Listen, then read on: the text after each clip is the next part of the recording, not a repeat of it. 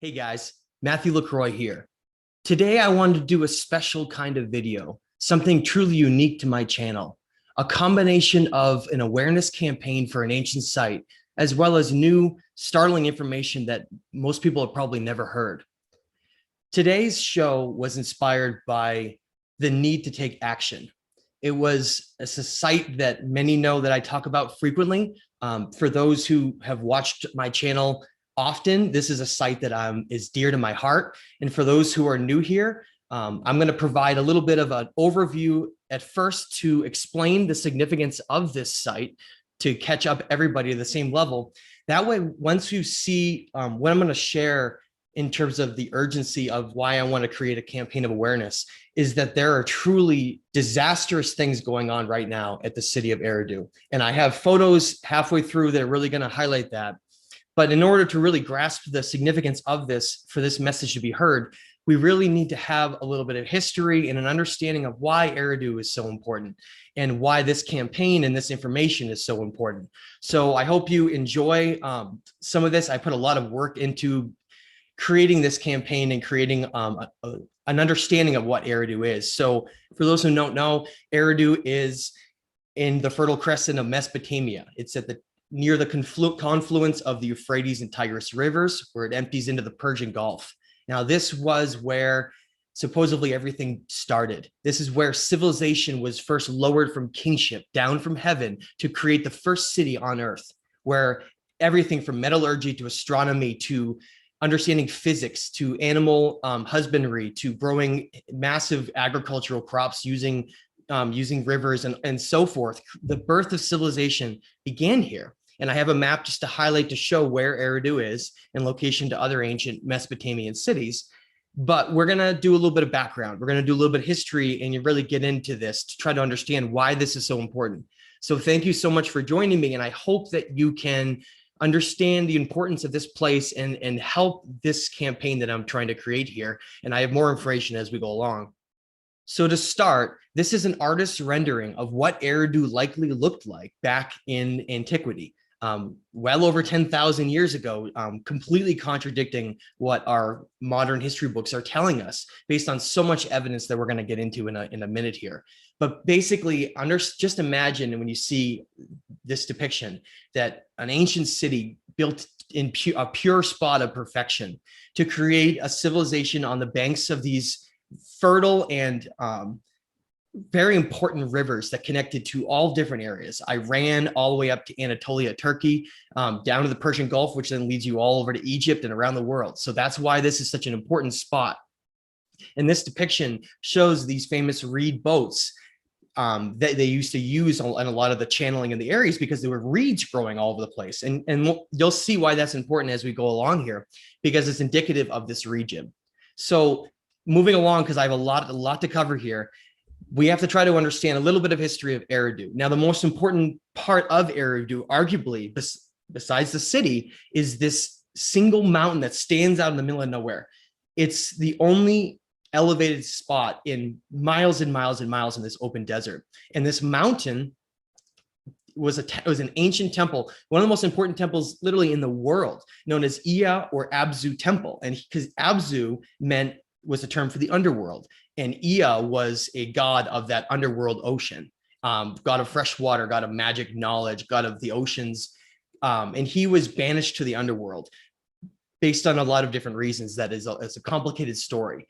So understanding that this is his sacred temple, this is the most sacred place for him. This was his temple. And you'll notice in the depiction, which was done by artists from accounts that have been described of it long ago, and depictions that you can read in cuneiform tablets, they created this. And you can see that it's not just a temple on the mountain, but it's a temple that has entrances almost reminiscent of Egypt that go down into the underworld, which is going to be interesting for why I'm creating this campaign of awareness.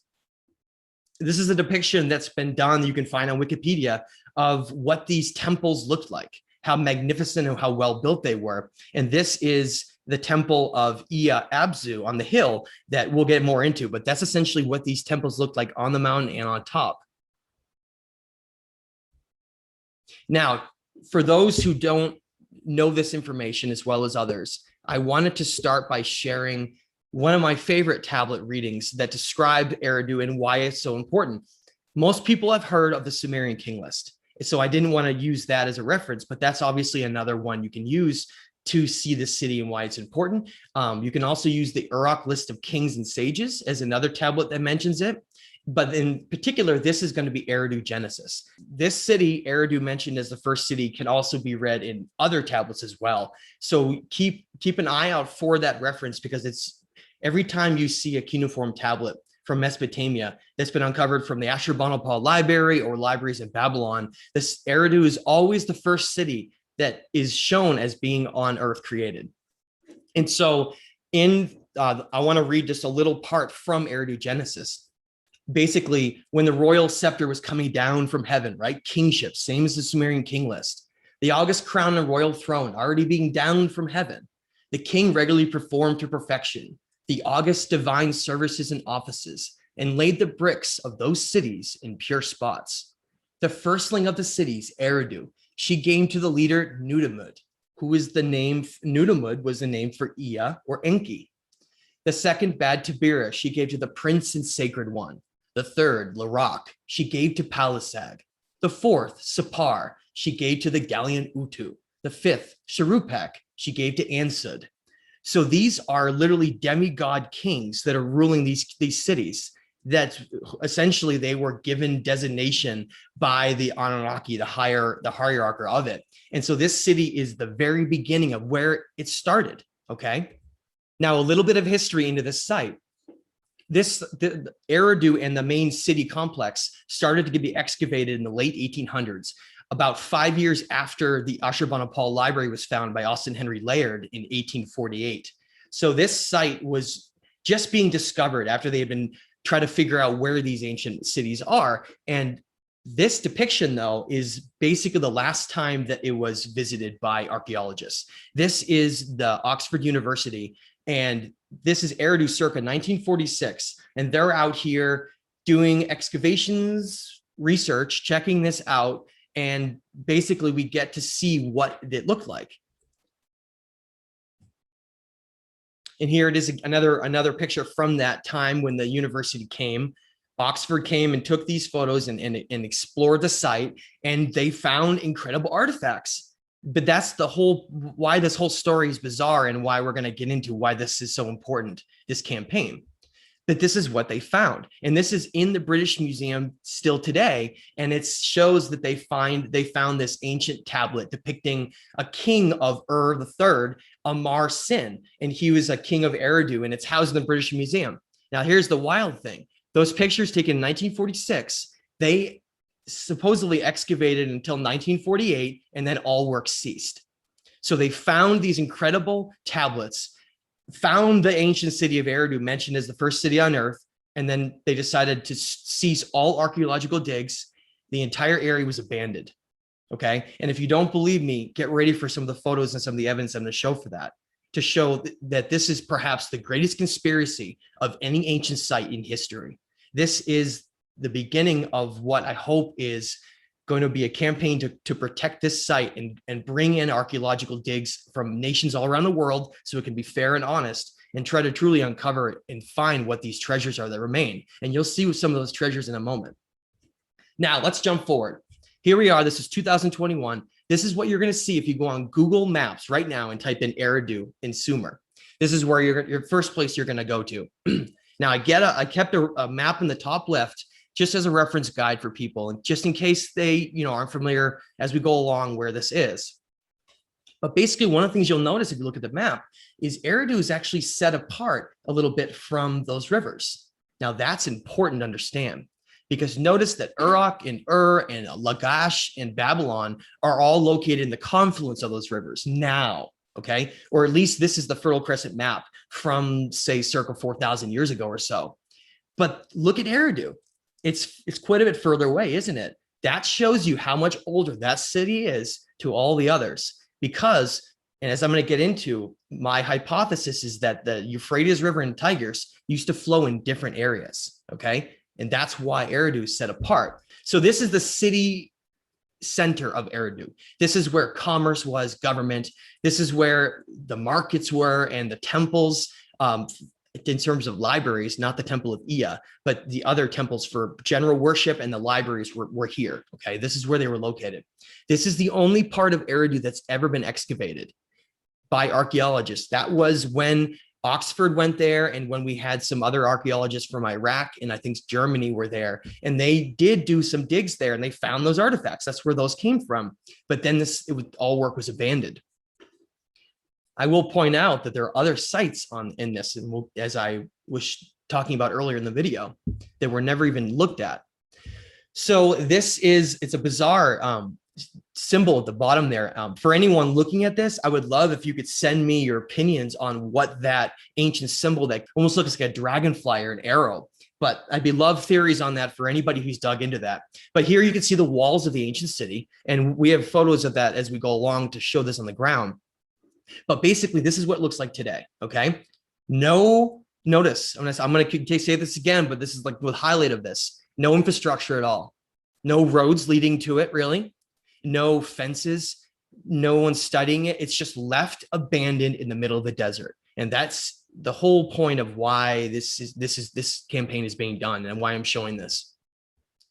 Now, this is the temple of Ea, the Abzu temple that we showed in the beginning, on the only mountain in this entire area that sits up over the city and basically commands over the entire region. It's quite a interesting landmark, whether or not it's natural or if they created that hill. I would love to, we're going to get more into that as we go along, but I would love to know more about that for sure. But this is basically just to the south of that city complex when you look it up on Google Maps. And the first thing you'll see is it's a large mountain structure right in the center that really just looks like some eroded hill. Now look at the tire tracks. This is one of the things that is so appalling right now, because it's going to start this. And this video is going to go from, sort of getting into being upset, but it'll end on a happy note as we go along. So don't worry. But I do need to show my frustrations for what's going on here. These are tire tracks from trucks, from people that just live in Iraq that know about this site and are coming out here and just driving around on the site. They're driving over extremely valuable ancient relics, just driving over them, doing donuts down here, you can see, and driving over one of the most important ancient sites in the world. And nobody cares. And I'll watch these images as we go along here, because you're really going to see this. So this site that I'll show in some pictures is quite a large mountain complex of ancient temples. The temples are all eroded. They're so ancient that they're all eroded and they're underneath the soil, and the mountain's basically eroding away and revealing all these treasures, okay? Like it's like something out of a movie. Now, this is where this is going to make a lot of people really upset, but that's the whole point of getting a campaign awareness, to get people angry, to do something about this, okay? These are photos from 2020. This is basically like right now, okay? And these are people, and I'm not going to go into who they are. I'm not going to go down that road, but I'm just going to tell you that I've looked into these people, and they're just residents of cities in Iraq. They're not archaeologists. They're just people that heard about this, happened to watch some videos or knew about it, and they came out here to loot the sites and then basically show off what they were finding and then selling everything most likely on the black market. I have a lot of these photos, okay? And these photos are saved because I know for a fact that when this video comes out, those photos are probably going to get taken down.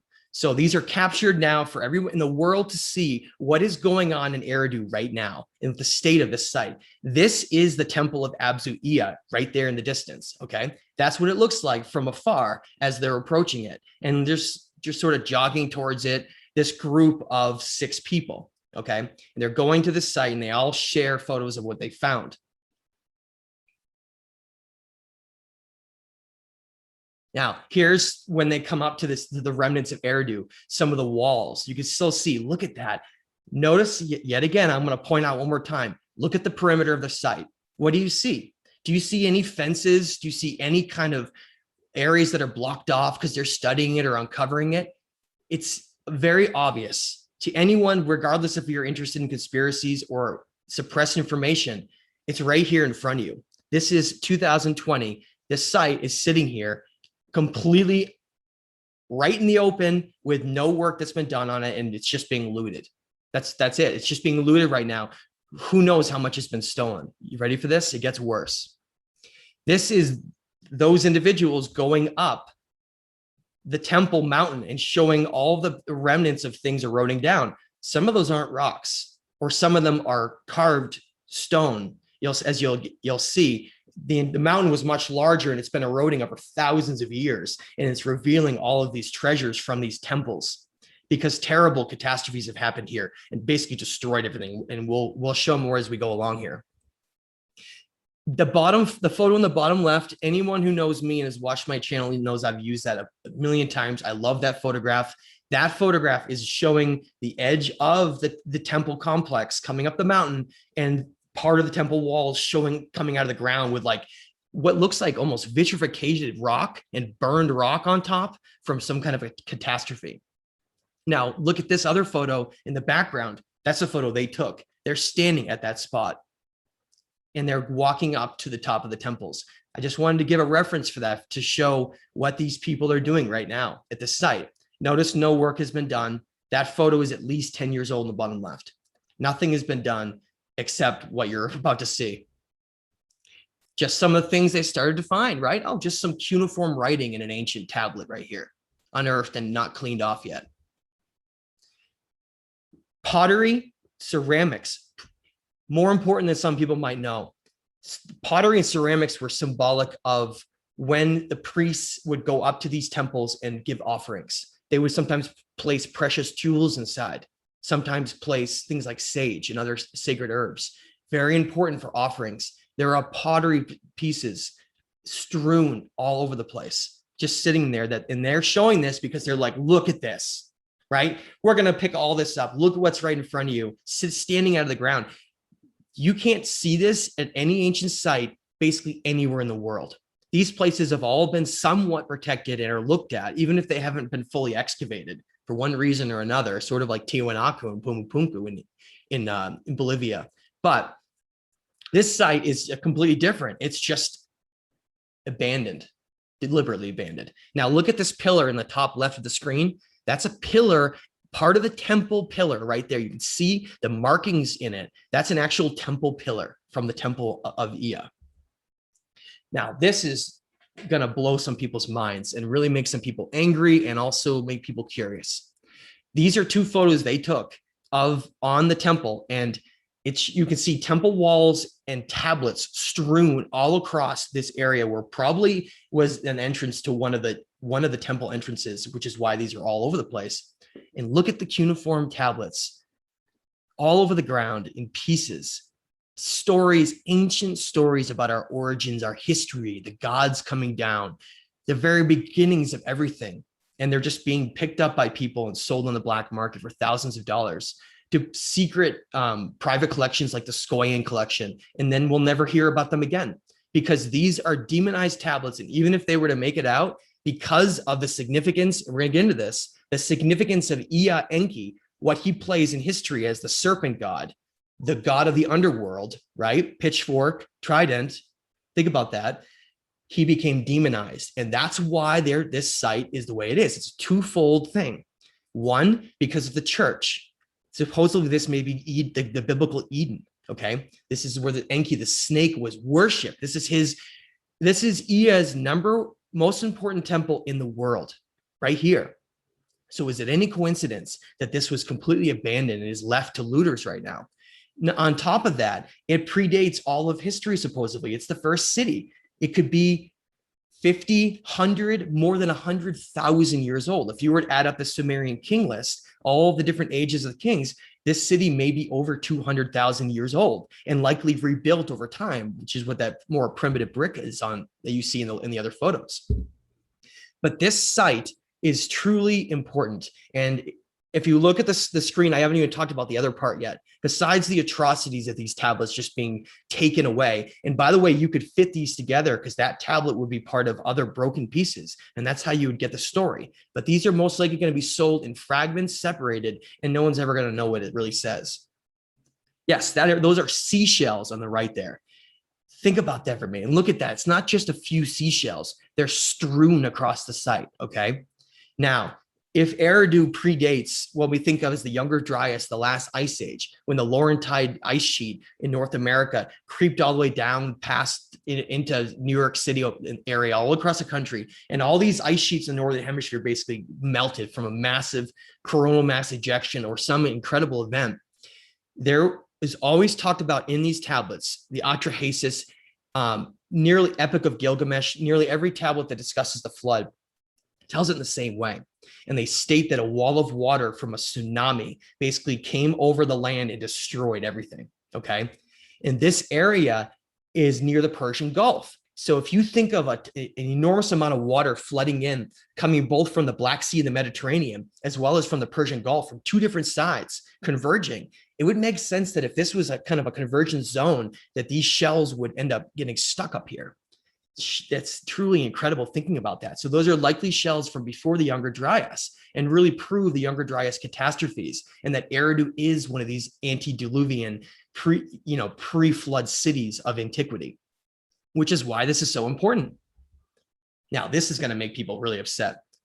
Another one of these parties in the group showing these tablets coming out of the ground, sticking up, and then just showing cuneiform writing in these incredible it's a tablet, but it's probably one of the ones that went up on the murals on the wall of these temples. And they're just holding it, and they're about to go home, and they're about to sell it for a lot of money. And no one's ever going to see it again. And I want people to be angry, because this is what's happening right now to this temple and these sites. They're just walking around, they're showing off this what they're finding. This is the part of this video that I really would like to stop for a minute and just take a moment for people to understand the significance of this. The video doesn't end here. There's a whole nother section I want to do that goes over even other new discoveries that make for how significant this site is to all of the world. But before we do that, I want to stop here and really talk about this for a minute. You've seen just what I showed you. Those are all genuine photos of what's happening right now in Eridu. You see there's no infrastructure. There's no one studying it. It's been left in the desert. We, as the people, if we don't do this, no one's going to do it. This is the time, and we have to take action. We're losing one of the most important sites in all of ancient history. And every moment that goes by, this site is being pillaged more and more. So this is the campaign to protect Eridu. And I really hope people share this. Please create images, take this, create an image off it, share this, and do anything you guys can do that's in a nonviolent way to try to help this site be protected. And I've included some contact information down there. No phone numbers or anything, because I want to keep it open to how you guys want to do it. But I highly encourage you to be creative to try to get this message across, because listen, they know about this site. They're well aware of it. This is very purposeful. So the only thing way this is going to change is if people get angry enough and push enough that finally action is taken. And once action does get taken, you can't go back again. It'll then finally be protected, because the world will know and the spotlight will be on them. So please reach out to these individuals.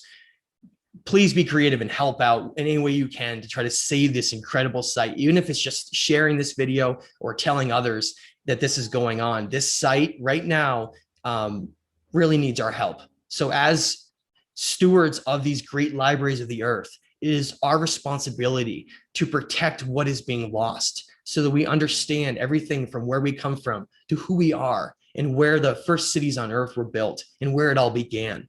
This site needs to be completely protected and studied by the world, and having all those, everything that comes out of it, every tablet, to be on display. We need an Eridu display at the British Museum. We need to have an entire display, not like the Ashurbanipal Library, but just for Eridu. Okay. So thank you to everyone that helps out. And now I want to move on to some really, really exciting connections that'll even spark even more interest in protecting this site. For those who don't know, so many of the temples on earth have now been understood to be mapping the heavens. As above, so below. The Hermetic law of correspondence seems to be one of the most important things that we find for the reasoning on why these sophisticated ancient lost civilizations built these structures all in different places of the world. Now, I'm showing just one of the more well-known ones, which is the three great pyramids of Giza and the three great pyramids of Teotihuacan in the Aztec realm of Mexico, which, by the way, were built pre-Aztec, just so you understand that. Just like the pyramids of Giza were pre-dynastic, built before that, and then later cultures came after. But when these were originally built, they were essentially aligned at the time. If you go back and look at the precession of the equinox and we try to figure out where the stars were aligned, they were built to align with the three belt stars of Orion, 10,400 BC. That's, if you add 2000 to that to make up, to convert BC, you get about 12,500 years or so ago. That's the time period we're talking about. Between 12 and 13,000 years ago, these sites were built to align to all three belt stars of Orion. Now, going further, when you look up the ancient city of Göbekli Tepe, okay, and you look at the ancient history of Egypt with Osiris and the embodiment of Osiris in Orion, what you find is that the original name of Göbekli Tepe, not pot-bellied hill, but the original name for it was Portasar. And Portasar to the locals means the umbilical cord of Osiris. Now, for those who don't know, Göbekli Tepe is found in the Anatolia region of Turkey, right above the Fertile Crescent, at the northern end of the Fertile Crescent. So I have been studying this and researching it and looking at star constellations, looking at Orion, looking at the three belt stars in the center. And I saw what only few others have potentially ever discovered yet. This is very, very new. I've seen one other reference to it so far, and that's it. I saw Eridanus. And I noticed how Eridanus has a similar name to Eridu. And I noticed how it leads from Orion, like a snake. Okay. And I thought that was really, really interesting. And I thought about the Hermetic law of correspondence and how the ancients built to map heaven on earth. Okay. To create a mirror image of the heavens on earth in these ancient temples. And that's when I started digging into Eridanus, which means the serpent river of the cosmos. Think about Enki, his symbols as the serpent, the god of the manipulating the physical world, higher consciousness vibration, the divine feminine energy of creation. That's what the serpent represents. So here is a map of the Fertile Crescent now. And this was a smaller version earlier on, but now think about it for a second. If everything's mapping from the heavens to earth, look at this for a second. Eridu, located at the bottom part of the rivers of Euphrates and Tigris, with Göbekli Tepe at the top. Göbekli Tepe is the umbilical cord of Osiris, right? So it's the top here with the rivers of the Euphrates flowing from it down to the Persian Gulf, okay? And when you look at descriptions of Eridanus, you find that it describes very, in these exact words, it describes the river flowing from the three belt stars of Orion to the southeast, exactly as the Euphrates flows, which if someone's wondering, well, why doesn't it depict, say, the Nile with Orion's belt? Because the Nile flows the opposite direction.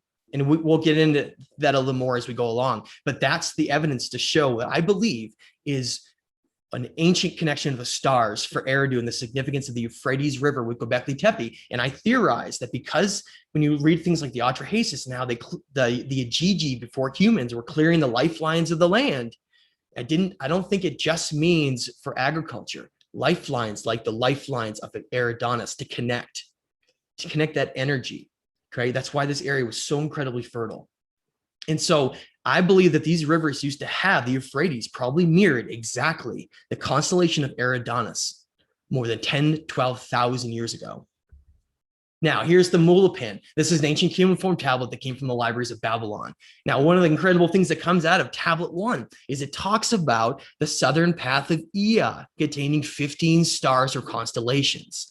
And it goes into the river Eridanus, begins humbly as all rivers do at the feet of Orion. Meandering toward the west, it loops back on itself and soon dips south, becoming lost from view to most of the northern observers. And it goes into the stars of Eridanus, winding and tumbling down until it gets to the very end, a blue star. That's so fascinating thinking about this on Earth, how it's mapped, okay? Leads us to this wonderful quote I found online. This was the only person that I've seen that has made this connection. So whoever wrote this, fantastic. I'm going to quote them and read this right here. The path of Ea begins at or after heavenly Eridu, which on earth was the most ancient of the Sumerian cities. In heaven, astronomically, the same as the constellation Eridanus, known as the River of Forgetfulness or the Underworld. The Underworld, the path of souls, the energy of the earth, the serpent, Enki, the Abzu temple. Abzu, remember, the temple on the mountain is called the Ea Abzu temple. Abzu is the word for the underworld. It all connects. This is the famous connection to the stars for why Eridu is so important and why Göbekli is so important. The knowledge of Göbekli Tepe is the wisdom library of the ancient stars. It is mapping the astronomical precession of the equinox, zodiac calendars, all the information of the heavens is mapped there. It is the ancient library that connects to Eridu. This leads us to the end. After just talking about the connection with Göbekli Tepe and Eridu and the campaign for saving that ancient site of Eridu, we get into thinking about what this all means. I think what Göbekli Tepe is potentially the most important astronomical library of the cosmos on the whole planet. It was the centerpiece for all the knowledge that disseminated down to the pyramids of Egypt and Eridu and all these ancient places that were basically physical libraries on Earth. And this was a library of the cosmos.